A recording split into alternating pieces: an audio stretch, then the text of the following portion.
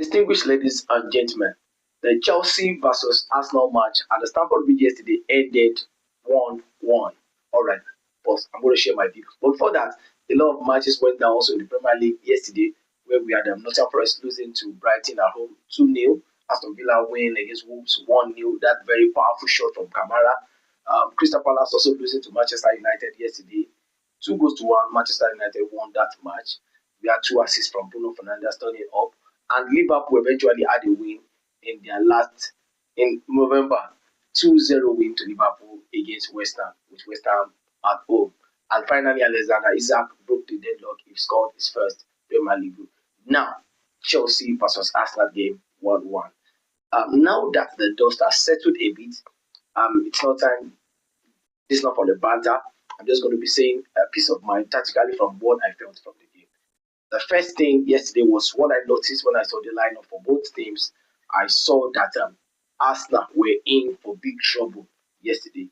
First time in about over years for them not having any of their best centre back pairing, Saliba, Gabriel. None of them were available, and it was Mosquera and Tapia to turn up for them. The match started in a very, very fiercely combative way, with both teams pressured up the game. It's been a very long while before that we had a London derby like this, with so much focus and intensity from everyone, the coaches, the fan base, even the player were so gassed up in that match. The first 20 minutes was so competitive, and Chelsea were leading that physical battle yesterday at the bridge. One of the things I noticed as well was that the referee tried to interfere so much in the play. It's a derby, and you should understand the game that it's going to be very, very, very intense. The intensity was so high. In the first 30 minutes, he branded over 5 yellow cards already. That's not how you should referee a match. You shouldn't take the focus or the shine from the match in that particular case. I think the best referee, instead of Anthony Taylor yesterday, would have been Robert Jones. Honestly, Robert Jones is a man that understands how he doesn't brand red cards or yellow cards anyhow.